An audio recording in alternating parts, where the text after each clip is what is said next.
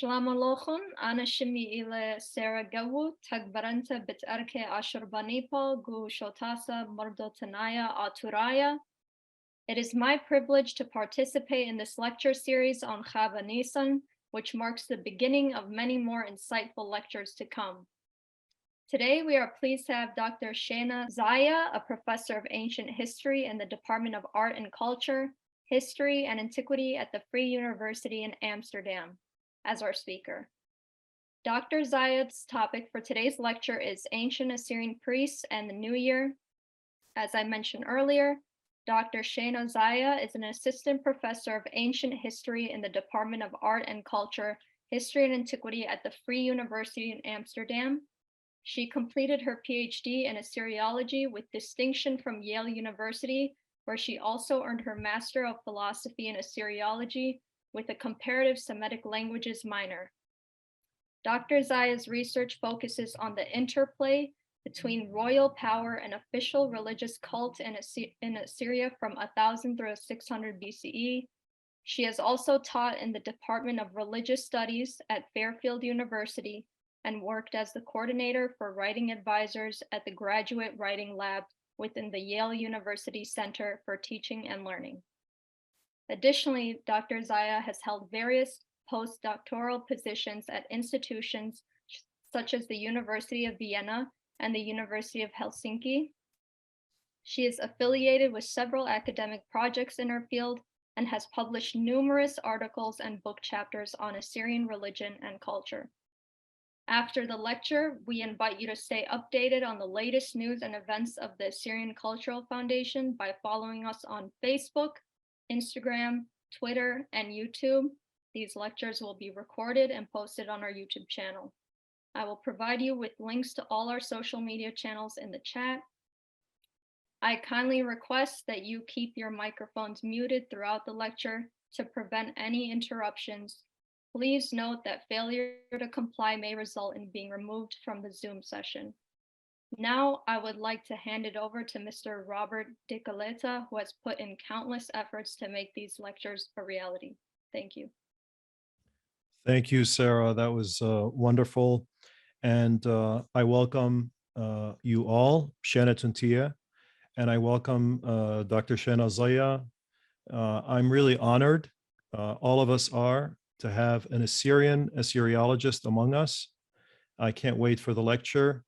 And just wanted to say that Dr. Zaia has written many articles, and she is an incredibly prolific scholar, young, but very prolific. And so we're all excited to have her. And she's got her own website. If you want to look at some of the articles without me quoting each and every one, perhaps we'll have time a little later, but go to her website, Shana Zaia or Shana Zaia.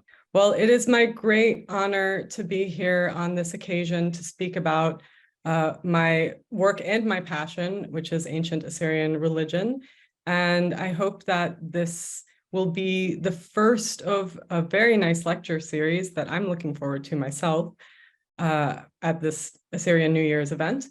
And I should also take a moment to thank Robert for all of his work in arranging these talks, and also for Sarah for helping with the logistics of this particular meeting and all of the hard work that goes behind the scenes. So without further ado, I'd like to start my presentation, which is, as you can see, on the ancient Assyrian priests and the New Year. So my goals for today, as you can see on this slide, are really to give you a very thorough grounding in the basics of Assyrian religion in the empire. And I hope that this will also give you a good foundation for the next two lectures, which I think will take things a little bit forward in terms of this theme.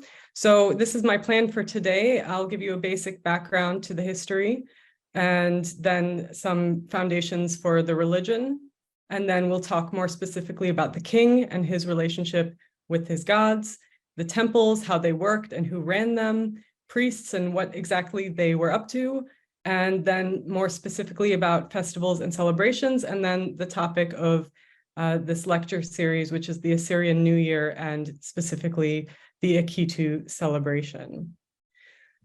So let's start really with what the Neo-Assyrian period is and how we get to the empire. So as most of you know, the Assyrian Empire has long roots.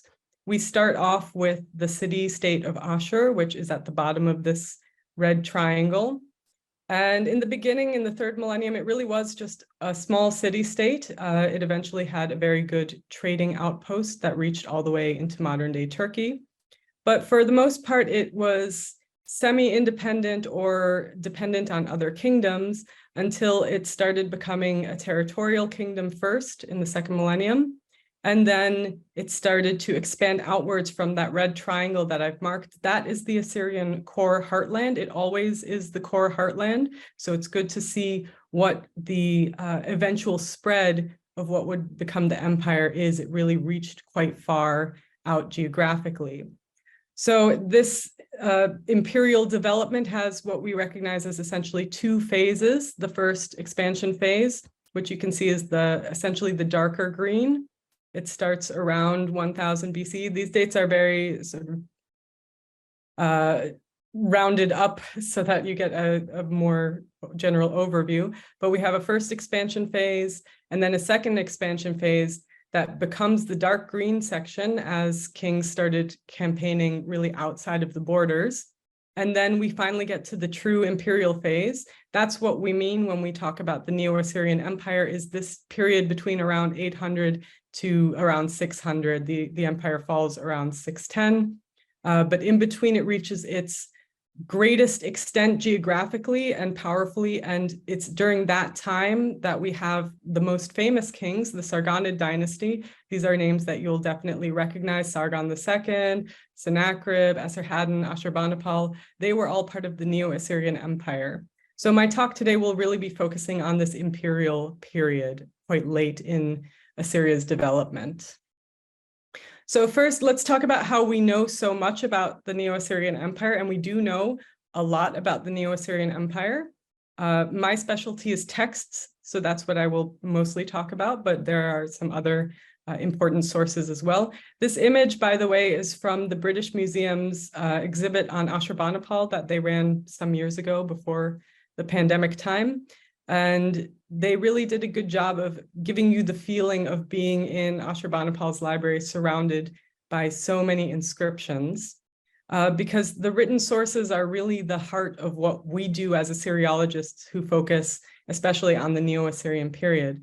My specialty is royal inscriptions. This is texts in which the kings describe everything they did in each year, basically their military campaigns, their infrastructure projects, any offerings or sacrifices they made, other events going on.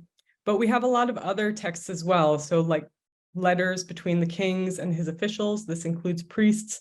We have a huge archive of this correspondence, which gives us a really unique look into the day-to-day activities of the empire, as opposed to this idealized vision from the royal inscriptions. We also have a lot of administrative material, things like bureaucracy, receipts from temples, really the nitty-gritty of daily life.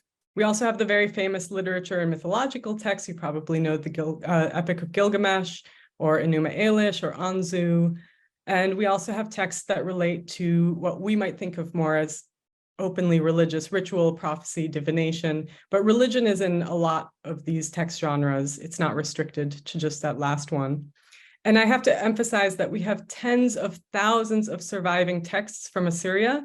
Ashurbanipal's library alone had more than 30,000 texts in it. So it's a really rich field of study. And as if that weren't enough, we also have art and archaeological evidence. You've probably seen cylinder seals. We have a lot of iconography from cylinder seal impressions. The very famous palace reliefs, I'll show you some photos of them later on. Steles and cliff faces with inscriptions and art. We also have archaeologists working on the monumental buildings like palaces and temples. You've probably heard of the queen's tombs in Nimrud. Those were very famous. They had an amazing collection of jewelry and really precious items. And then there's also been recent excavations on private houses, and that gives us a look into more the daily life of normal people, not just the elites of the empire. So let's talk about the basics of religion before we get into priests and celebrations. You probably know already that the Neo-Assyrian Empire was had a polytheistic religious system. This means many gods, and they had many, many gods. As someone who had to count every single god in every single royal inscription, there are a lot. The gods were depicted usually as anthropomorphic, so looking like humans do, but they also were depicted as divine symbols. And we have not just sort of regular gods, but also many other divine and semi-divine beings. You are probably familiar with the protective divinities, the Lamassus, which I'm wearing a Lamassu necklace now, if you can see it. These human-headed winged bulls that were stationed at entrances to protect the entrances. Many of the gods that were venerated in Assyria were shared with Babylonia and some other cultures as well, but Babylonia as the southern neighbor was especially important, and we'll talk about that later as well. And this system was essentially non-proselytizing. No one would be converted to Ashur worship. Ashur worship, in fact, did not spread outside of Assyria proper, the core. They never set up temples anywhere else. There was no conception of holy war. War was commanded by the gods, but not because of religious reasons that someone did not believe in the same gods as the Assyrians. And there was no forced conversion of foreign peoples who were conquered. Essentially, foreign gods were recognized as gods, even if the Assyrians did not venerate them. And local cults would usually continue on the same way, even if they became part of the Neo-Assyrian Empire. And polytheism as a system is a very flexible one. You can absorb other deities if you choose. You can acknowledge other deities or not. You will have changes over time, over space, and even depending on what text you're reading, you might see different hierarchies or different gods mentioned. So to give you an idea of what gods looked like, I've provided some images here. As you can see, they are anthropomorphic mostly. They look like humans. They sometimes ride animals, as you can see.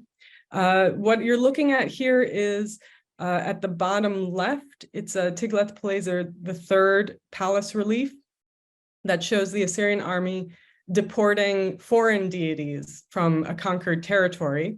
You can see that even though these aren't the gods of the Assyrians, they treat them with respect as they carry them away. We can talk later in the Q&A why they would do that, or you can read my many works about god napping, as we like to call it in Assyriology. And the upper right, what you're looking at is a Sennacherib cliff face relief from Maltai or Maltaya. It's about 70 kilometers north of Mosul. And you can see the king standing, maybe better in the illustration, the king is standing facing the gods who are either standing or sitting on their divine animals. And they have this very elaborate costume. And as I mentioned, gods could also be depicted by symbols. Up in the upper left image, that's the Sippar Shamash tablet. It's Neo-Babylonian. It is from Babylonia, from Sippar in the south. And what it's depicting here is the god Shamash, who was the patron, the sun god of Sippar. Something had happened to his cult image. It was lost or it was damaged. And they replaced him temporarily with his divine symbol, which you can see the round one there, very similar to the Assyrian flag. And now that they have installed the proper cult image of the god seated, they are removing the symbol because now they have the god back. But the symbol could take the place of the divine statue. And we can talk about what exactly it means, this cult image idea in the temples later. So to talk about polytheism, I am obligated to tell you about my own research. And this is something I've worked a lot on, which is the many layers of religion in the Neo-Assyrian Empire. Because polytheism is rather complex, you will see different hierarchies depending on which layer of religion you're working in. So I've given you here personal, familial, professional, urban, official, and then imperial is when you're off conquering. But all of these things might give a different impression of divine hierarchies, and all of these things existed simultaneously. So let's say you're in the Neo-Assyrian Empire. At the official level, Ashur will be the top god because he's the patron of the empire itself. But maybe you live in Nineveh, so Ishtar of Nineveh as the city's patron is important to you on the urban level. Maybe you are a priest of the goddess Tashmetu. So professionally, you will use Tashmetu as your primary deity. So you might write letters to the king blessing him by Nabu and Tashmetu, and not with Ashur. And then you might have different familial or personal gods. Some families had specific deities that they especially preferred. You might see it in the names that they have. The names usually had a divine element, something like, Ashur gave me an heir or something like that.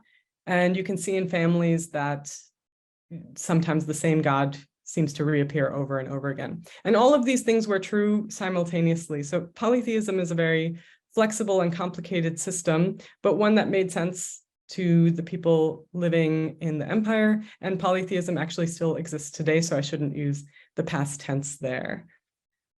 But hopefully this gives you a little bit of an idea of what kinds of things that we talk about when we talk about religion in the Neo-Assyrian Empire.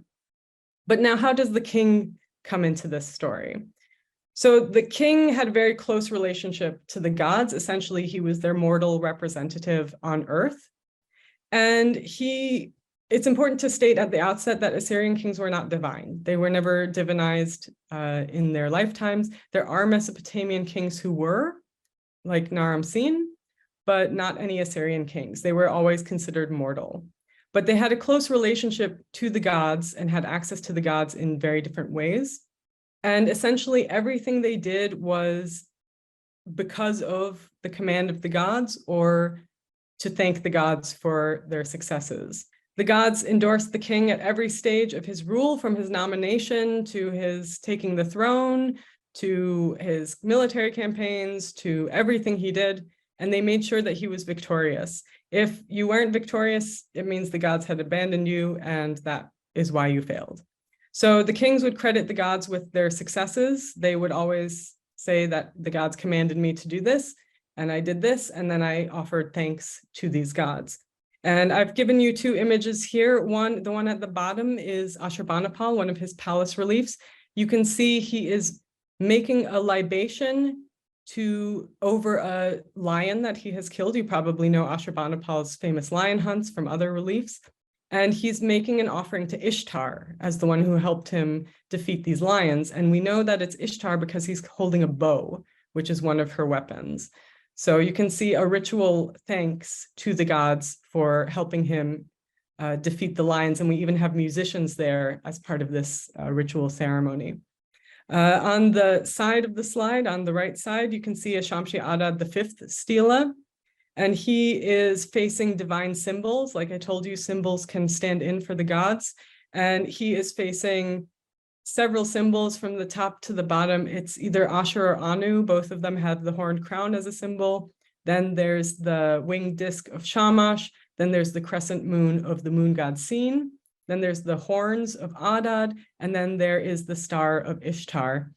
And you will very often see when kings are facing the gods or their symbols, they make this pointing gesture. That's very Assyrian. If you've seen Hammurabi's stela, which is Babylonian, you'll see Babylonians do this and Assyrians do this. So that's an easy way when you're looking at iconography to tell if you're looking at something Assyrian or something Babylonian. So how did the kings actually know what the gods wanted? It's all very good and well to say that they followed their commands, but how did they actually know their commands? And this was mediated through specialists, including priests, mostly through what we call extispicy. This is entrail divination, especially of the liver. And you can see in the images here, that's an Ashurnasirpal II palace relief, where you can see two divination experts looking at the entrails of an animal to find out the will of the gods. How does that help us understand the will of the gods? Well, the kings would ask a yes or no question. Excuse me. And it could be anything from, should I should I go to war with this person? Or will this person betray me? Or should I appoint this person to be a priest of this temple? Like sometimes very banal things, but always something to do with state concerns. Then there would be an animal that would be sacrificed. It had to be a perfect, unblemished animal. And the diviners, the experts in divination, would read the entrails and interpret it. You can see at the bottom an old Babylonian liver model from Mari. It shows how you would read the liver to see what the god's answer was. Through the observation of the night skies, so celestial omens, like solar eclipses, things like that would all be interpreted. And then the gods would communicate that way to the king, and that would indicate what the king should do in any given situation. But the king, since we're talking about priests, I should mention that the king was also a priest. I mentioned that he was kind of the divine, the mortal representative of the divine on earth. He was also the head priest of the god Ashur, who was, as I mentioned, the patron god of the empire and of the royal family. So he acted as a priest in some capacity as well as the king, but he would also do things for all of the temples in his empire. So he would send the war spoils to the temples to support them. He would make sacrifices and offerings to the gods in return for their blessings. Usually this was long life or a successful reign or the defeat of his enemies. And he was responsible for all of his temples equally. So we'll see that he put a preference. Kings typically preferred, maybe were obligated to support the Ashur temple above other temples, but in principle, all of the temples of the kingdom had to be supported equally by the state. And the image that I've put here on the slide, you can see it's a Tukulti Nino to the first altar. You can see the king approaching divine symbols, maybe of Nabu, but we're not really sure because it looks like a stylus and tablet, and Nabu is the god of writing. But there has been discussion about that. And you can see that the king is depicted twice. It's not two different people, but he is doing this finger pointing gesture before the symbol, and he is approaching it and then kneeling before it. And the altar itself is depicted on the altar. So it's self-referential. So you can see that this is what the king would do as he approached the altar with the divine symbol. And this is something they describe in their inscriptions as well, that they approached the god and they kneeled before the god. So let's talk about temples themselves. What are temples exactly? So the word in Akkadian is bitum. That means house. It's very similar to the modern Assyrian word. And every city had at least one. That was the house of the patron god of the city. But most cities were large enough to have multiple temples, and most temples were large enough to have multiple gods. So you would have at least the one god to whom the temple is dedicated, but also his or her consort or spouse, and children and attendants, and essentially a whole divine court of deities living in one household. These were usually highly decorated, and extremely expensive materials were used. So they would use shining metals like gold or silver or bronze, and they would go all the way to Lebanon to get cedar for the roofing, because cedar was a nice aromatic, sweet-smelling wood, and also it was difficult to get. So it proved the king's devotion to his gods. As I mentioned, all the temples had to be supported by the state to some extent. So taxes, as the empire expanded, would be funneled into the temples. And the king and other elites would make donations as well of jewelry or money or animals for the sacrifices. And this was something that was very matter of course for the people who could afford it. You can see in the images here, the one on the left is from the white obelisk. We're not sure which king that belongs to, but whichever king it is, there he is facing a goddess in the shrine of Nineveh, maybe Ishtar, because she was the patron of Nineveh. But you can see how close the king is standing to her. He would have had access to restricted parts of the temple that only priests could have access to. On the right is a digital reconstruction of what it might have looked like to be in the inner part of the temple. They had oil lighting, so it would have been quite dark. But you can get a sense of how small, you can see, if you look very closely, a person standing in front of the divine image, how small you would look as you were looking up, and the feeling that you might have while you're standing in a temple. But this was mostly restricted, so it wouldn't be everyone who could just walk into a temple. So as I mentioned, most cities had multiple temples. I just wanted to show you quickly two examples from two cities that are very major cities in Assyria. Ashur, the capital, well, it was the political capital, it remained the religious capital, and Kala or Nimrud. And you can see that there are many different temples all within the city. There was no distinction between parts of the city that had a palace and then parts of the city that had the temples. It was all mixed around because the king had to be very close to the gods. So you can see the Ashur temple in Ashur. I'll mention in a second why I pronounce them all the same way, but you can see it up in sort of the corner where the ancient branch of the Tigris would loop around to the other half of the Tigris. And there were many other temples scattered throughout the city within the walls. The same for Kala or Nimrud. You can see that there were many different gods that lived there, all in proximity to one another. And so let's talk about Ashur, because it is an incredibly important city and temple and god. So why do I pronounce them all the same? This is the convention in Assyriology is to spell them differently. So Ashur, the god, has these little hats on the S to make it a sh sound. The city is usually spelled without, and then Assyria, the empire, is called Assyria. But really, they're all the same word. So they're all spelled the same way in Akkadian, and they would have all been pronounced the same way, either Ashur or Asur. But we have to distinguish them in writing, otherwise it gets too complicated. But this is something very purposeful, that the god is the city, is the entire kingdom. So it's the land of Ashur. And the god was originally, in fact, part of the city. He was a divine part of the city, an outcropping over the river. And his temple was then built there as he then became less of a physical location and more of what we would think of as a traditional god. He's one of the few gods that we can actually pinpoint his birthplace, which is quite interesting.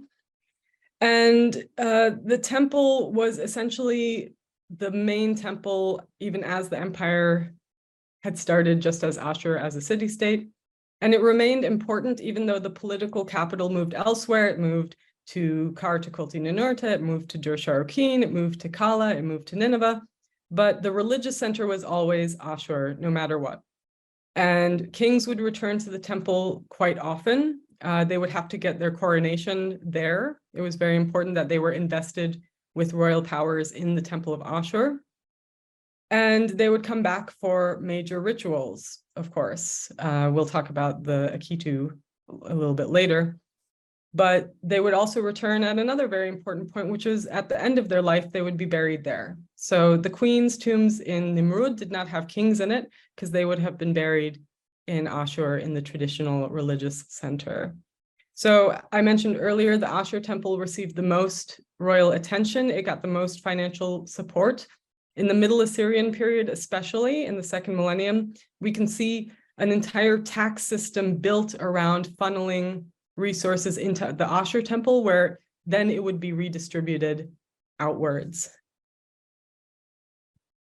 So this is what, on the left, this is what Ashur looks like today. It's a little bit less impressive, but this is the outcropping that looked out over the river. The ancient part of the Tigris is not there anymore, but part of the Tigris still is. And something that's really interesting about Ashur, I had just finished telling you about how all the gods were anthropomorphic. Ashur actually did not start out anthropomorphic. He doesn't seem to get a cult statue that looks like a person until very late, maybe Sennacherib, in fact. And early on, he was depicted as a bull altar. So you can see I've put in the red boxes what Ashur would have looked like in the very early stages. These are much earlier than the empire period, where he looks like an altar, but he's also a bull. And I think he's very adorable, but I don't know if you should say that about high gods. But nonetheless he is. So Ashur started off as what we would call a theriopomorphic being rather than an anthropomorphic, so partially animal rather than looking like a person. So how were the temples kept running? Who was running the temples? The king was not there all the time. Obviously, he was on campaign. He wasn't personally going to temples except for the Ashur temple with any regularity. So even though he was the high priest, which we call a shangu, who is the head priest and the head administrator, it's not just religious, it's also logistical. The Ashur temple actually had a second shangu, a shangu shanu, for most of the year, who would take on the responsibilities as the king was away. But every temple had at least one shangu to run it. And for larger temples, you would have shangus of different gods that lived there, but the shangu of the main god of that temple would have been the highest in the temple hierarchy. So we have the head administrator. We also have a lot of priests, obviously, who would conduct the rituals and cultic activities. But it's important to note that not everyone who worked for the temple was a priest. They relied on a lot of different craftsmen and specialists to keep the temple running. So we have people who would make the divine images, which were made out of wood with a bitumen core, who would make the clothes for the gods, who would make the jewelry for the gods, who would make furniture, altars, daises, anything you would need for ritual proceedings. Cooks and bakers for the food offerings. There were a lot of temple dependents who just helped to run the temple. Sometimes orphan children would be donated to the temple service. And there were many other administrators who had really no religious role at all, such as managing the storehouse or the treasury of the temple. Temples were not just religious in nature, but also economically important. Some of them acted essentially as banks. So they would appear as guarantors in contracts like sales of property or sales of whatever. They would appear as a guarantor in case something went wrong with the transaction. And they also had these big protected storehouses where they kept expensive and precious goods, imported goods, not just for the cult. So that required also people who were managing that who weren't just related to religious rituals. So the priests themselves, because this topic is indeed about priests, they essentially fell into 4 categories, but there were others. I just want to focus on these 4 because they're primary roles.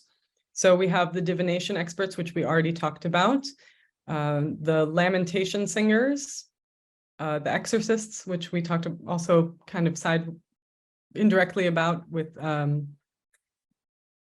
different specialists that might be working outside of the temple, because they also, both the divination experts and the exorcists do also work outside of the temple. You would call an exorcist if you have a disease that you think has been caused by a curse of a god or some demon, and they would come to heal you. There were also medical professionals that they worked.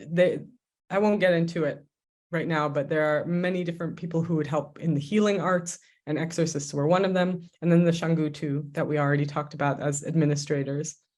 So most priests would fall into those categories.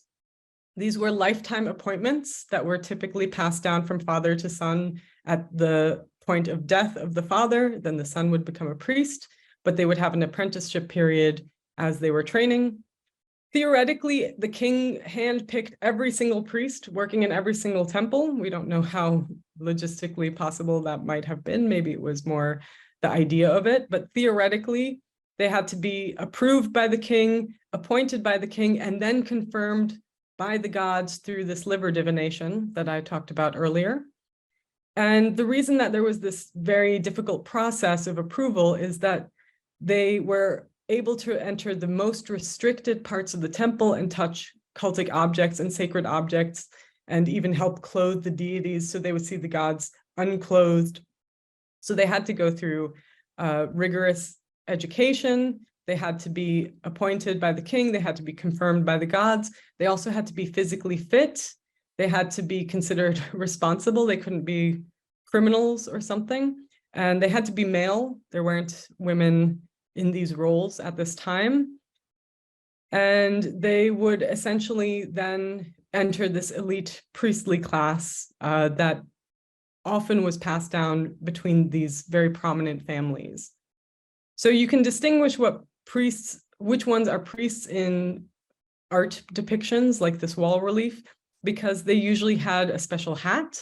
So either cone or fish-shaped. You can see a nice fish-shaped hat on the priests in this wall relief here.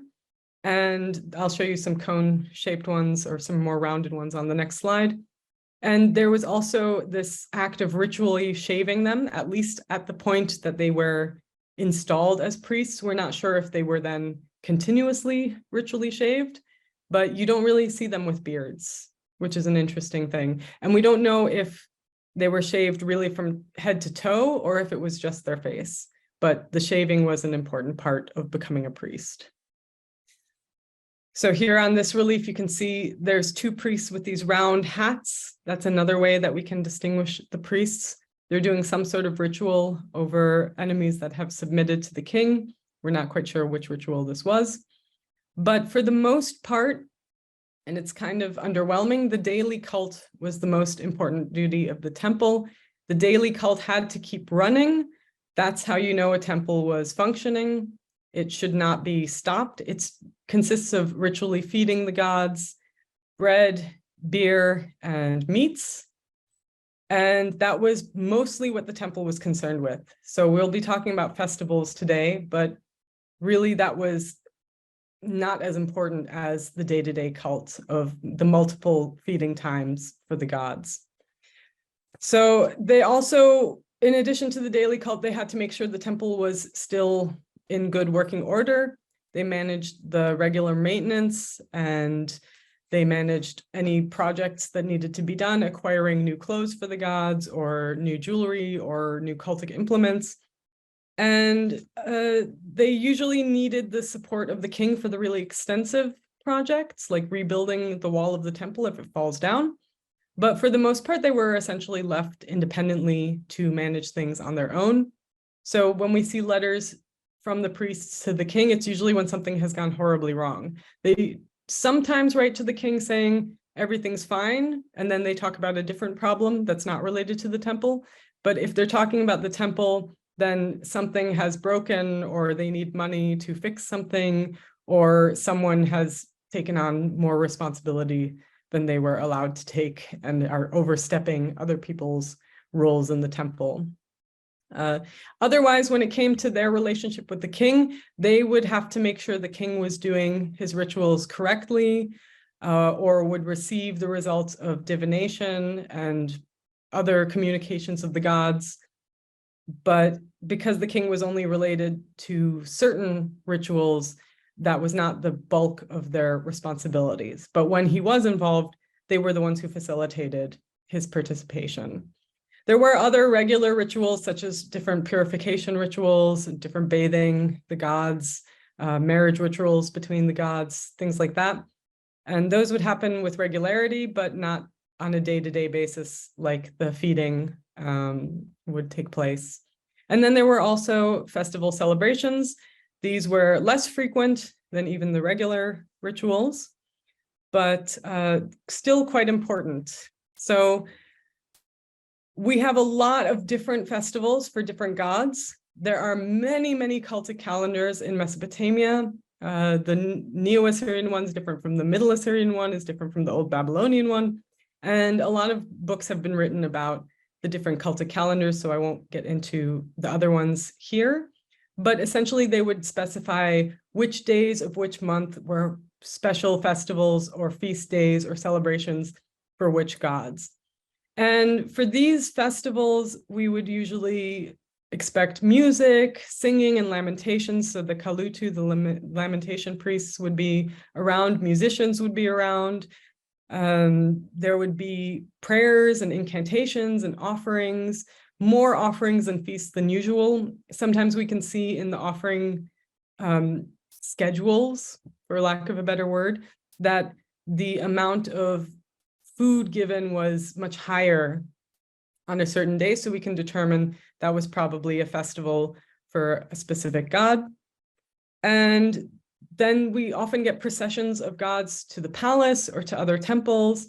And as I mentioned before, gods were usually in a very restricted part of the temple that not everyone could go into.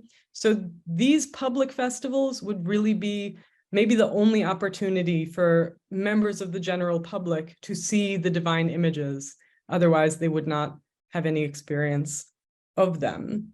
So you'll see a lot of similarities with these just general festivals and the Akitu festival or the New Year's festival, which we'll talk about now. So what is the Assyrian New Year, since that's the topic of the day?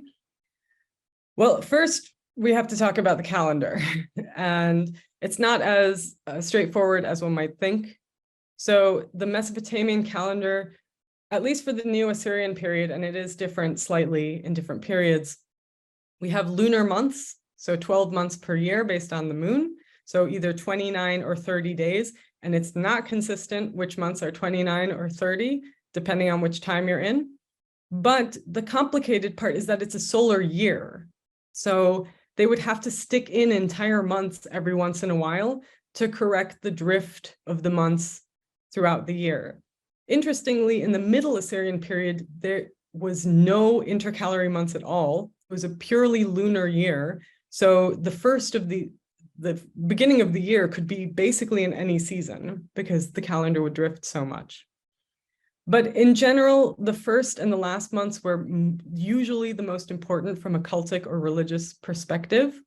We don't have days, we don't have names for the days, we have numbers. So you'll see like 1st of Nisanu, 2nd of Nisanu, up to 29 or 30th of Nisanu. And the years were not numbered, like they wouldn't say this is the year 2000. I mean, of course, they wouldn't say 2000 BCE because they don't know that we're counting backwards with them. But they wouldn't have a numbering system in Assyria, because what they would do is they would actually give it a name for the year. So each year was named after an honored official, maybe such as this year is the year of this guy, the governor of Tel Barsip, and the officials that it went through became rather standardized. So you would know the order of it, and they kept lists, which is why we can figure out which year belonged to which official. Later on, like in the Neo-Babylonian period, they will give numbers to the year, but it will be like year 5 of Nabonidus or year 10 of Nebuchadnezzar. So they're always linked to something. And sometimes in chronicles and things like that, we can see year names that are linked to a specific event that had happened the previous year. But in Assyria, it was based on officials, what we call eponyms. So Nisanu was always considered the first month. It's kind of bridges March and April. It's the beginning of spring, the spring equinox, the new agricultural season, assuming that you've put in your intercalary months to keep it aligned with the spring. And it was recognized as the new year, basically everywhere. And in Babylon, especially, it was the time of the main Akitu festival for Marduk, who is the main god of the city of Babylon and of Babylonia in general. So that takes us to the Akitu. And there are some problems with understanding the Assyrian Akitu. And I was a little trepidatious when I was asked to speak about the Assyrian New Year and the Akitu festival, because it is something that is quite a difficult topic in Assyriology, and a lot has been written on it trying to understand it. But essentially, I'm going to present you with some of the problems and some of what we know for sure and some of what we think, and we'll just have to go from there. So something that has been really problematic with understanding the Assyrian Akitu specifically is that there's a lot of earlier writings in the field of Assyriology that take from much later Babylonian material and just assume that it was all the same everywhere. After a while, we started to realize that the Assyrian and Babylonian Akitus are quite different. So we should not conflate the two. And the late period has issues that we cannot just say it was like this in the early period. So a lot of those misconceptions started in an earlier phase of scholarship, but they have continued on in a lot of different works written about this topic. Hopefully, we're starting to correct that more and more these days. But basically, the Assyrian Akitu, unlike the Babylonian one, is mentioned in very, very few texts. It's not well described what it is. And the relevant texts come from an extremely limited time span, basically the last 100 years of the empire. So basically, Sargon II or Sennacherib, depending on which Akitu you're talking about, until the end of the empire. So this is a very, very small time frame when you think about the history of Assyria. And we have really few details about the festival itself and what happened during it and what the progression of the events were. Another complicated thing, not problematic at all, but complicated, is that in Assyria, there were multiple Akitus for different gods in different cities at different times of year. So before I keep telling you about the Assyrian Akitu, I think it's helpful if we just briefly talk about the Akitu in Babylon, because the Akitu festival in Nisanu, the New Year, was primarily a Babylonian festival, and it had been that for a long time. It was the most important royal festival for Marduk as the patron of Babylon, as the capital of Babylonia, and his son Nabu, who was the patron of the nearby city Borsippa, and he would come travel for the New Year festival. Now, in Babylonia, it was all about Marduk as the supreme god. So the festival was connected to the Enuma Elish creation myth, in which Marduk defeats Tiamat and becomes the head of the pantheon. And it really is centered very much on Marduk mythology. But even that may have been originally based on a Ninurta Akitu that was in Nippur, a very, very old city that was very important as a religious center, even in the Sumerian periods. And Ninurta was a warrior god, so it makes sense that he would be valorized as a hero in something like an Akitu festival. The Babylonian festival, we know there was a procession of the god to the Beit Akiti, the Akitu house. These are located outside of the city. The king would take the hands of the god and lead him there. And eventually, you probably know this image, they would process through the Ishtar Gate of Babylon, which was built by Nebuchadnezzar II during the Neo-Babylonian period. So this is a post-Assyrian development. We think it was probably 12 days, but the problem even with the Babylonian Akitu is that most of the detailed information about this festival and procedure come from texts that were composed in the Hellenistic period, so the Greek period. And this was a time when the king was very absent and the priests were really trying to justify themselves and to make their role more important. So we really can't trust it for the earlier periods, even in Babylonia. So all of these things with the king being slapped and making a negative confession and all of that, forget it, for the Assyrian period especially. But what we can say confidently is that it was an agriculturally important festival as the start of spring. That's probably its origins. And we know that the Assyrian kings who also ruled as king of Babylon, and several did, they would participate in the Babylonian Akitu of Marduk as part of their responsibilities of Babylonian kingship. So I just have a text here from Sargon II's royal inscriptions. You can see that when he writes, when Nisanu arrived, this is the month of Marduk.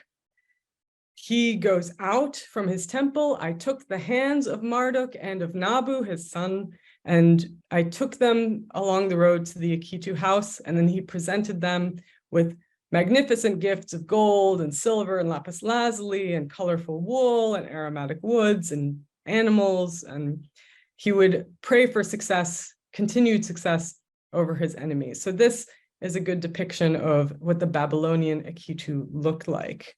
But what do we know actually about the Assyrian Akitu in Nisanu? So in Nisanu, it seems that the Akitu, the New Year's festival, was for the god Ashur in the city Ashur on a parallel with Marduk in Babylon. The earliest evidence, though, for this celebration in Ashur is not in Nisanu, so it's not a New Year. This is the Amorite king Samsu-Adu. He was king of Upper Mesopotamia, and he mentions that the Akitu in Ashur happened in Adaru, the last month. You remember I said the last months are also very important. So the first reliable evidence we have for a New Year festival in Ashur is actually from Sennacherib. So this is very late. It started on the second day of Nisanu. That would have been March 24th this year. And it ended on the 11th day. So we are in it right now. And this was part of Sennacherib's religious reforms to actually get rid of Babylonian gods after he had a war with Babylon and destroyed it. So he took the Babylonian Akitu and he transplanted it into Ashur, and he got rid of all the Babylonian elements. So he built an Akitu house outside of Ashur, even including dust from Babylon, which he had destroyed, very symbolic. He recreated the Enuma Elish story to be about Ashur instead of Marduk. And then he depicted Ashur going out to fight Tiamat on the Akitu house's gates. So he really rebranded it. And during that time, the Akitu did not take place in Babylon during his reign. He refused the title King of Babylon. He did not accept the kingship. And the Akitu festival he put a stop to during his reign, and it did not resume again until Esarhaddon's reign. So what we know about this particular New Year's festival is, like many other celebrations and the Babylonian Akitu, the gods would come out of their temples, stay in the Akitu house outside of the city for offerings and feasting. Ashur probably traveled with his ceremonial chariot. And again, this was one of the few opportunities for regular citizens to come and see the divine statues moving and to see the king as well. So the community would come out for this event. It was not just Ashur, it was usually all of the gods of that city, or at least of the household of the Ashur temple. And it would be a time of immense revelry, feasts, singing, music, food, drink sacrifices, and then gifts from the king to the gods.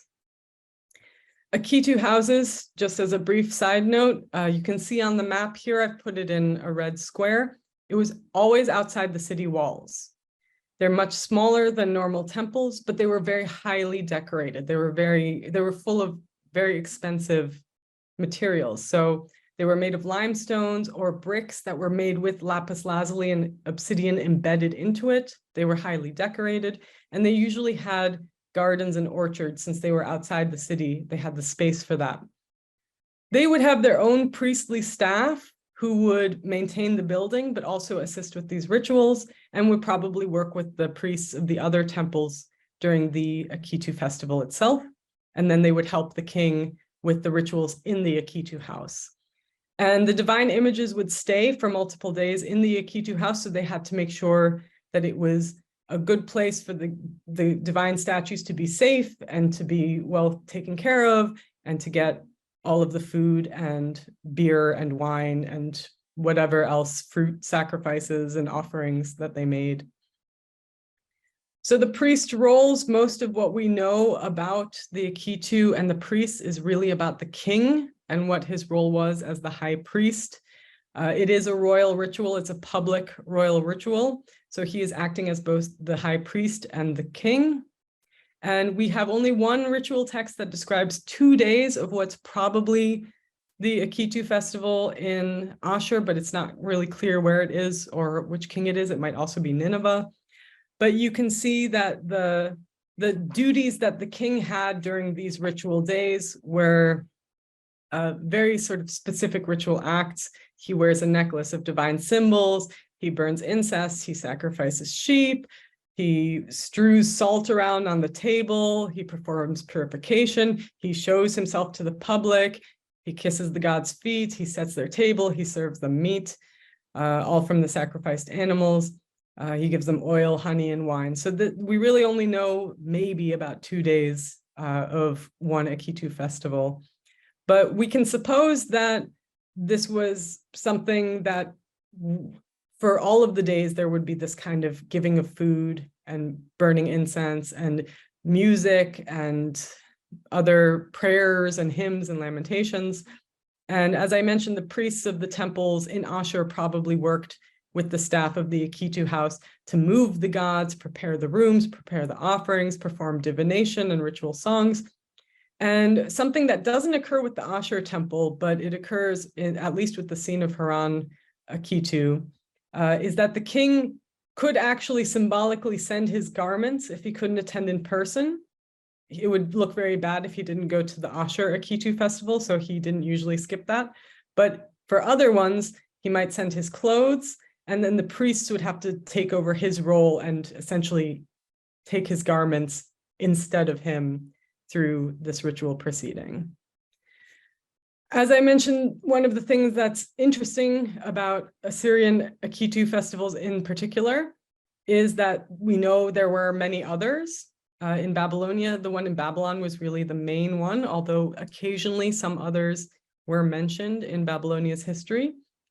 But these took place at different times in different cities and with different gods, although they were probably celebrated largely the same way. They were public royal rituals. The king would travel to take part in them, and there would be the usual offerings and singing and sacrifices and prayers and hopes for a continued success of the empire and a good beginning to the new year.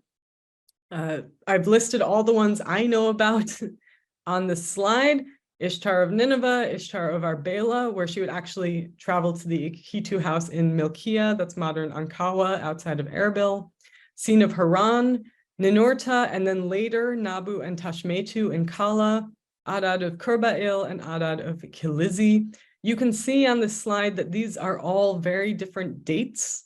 None of them are in Nisanu. So the fact that the Nisanu one is related to Ashur suggests that it's more important, but these are all themselves important gods in important Assyrian core cities. And what ends up happening is that you have kind of a progression of different Akitu festivals throughout the year. This image, by the way, is of Ishtar of Arbela specifically. She's a very interesting goddess, a war goddess. And if you've ever been to Erbil and stood on the citadel, probably there's a temple to her somewhere buried underneath there. Who knows if it was still preserved enough to be somewhere in the layers, but it would have been on that citadel.